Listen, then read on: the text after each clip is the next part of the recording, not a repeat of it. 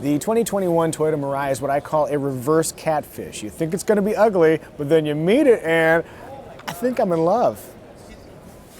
For perspective, this is what the first generation Mirai hydrogen fuel cell car looked like, a special kind of hideous. Somehow, the second generation has emerged as a sexy rear drive sedan. It's longer, wider, seats 5 now, and it's still a fuel cell vehicle. Pro tip, future forward transportation technology is much more desirable when it looks desirable. I would tell you about the interior, but this one doesn't seem to have one, though according to Toyota there's a 12.3-inch touchscreen inside and it's got a driver-centric layout. We'll take their word for that. Somehow this four-wheeled thirst trap is also more efficient than the OG Mirai. The hits keep coming, OG.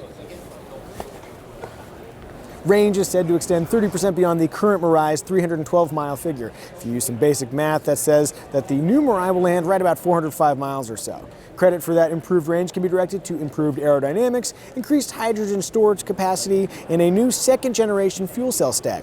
No word yet on what the 2021 Mirai will cost, but the current Mirai rings in right about $60,000, though most buyers opt to lease it for a cheap $389.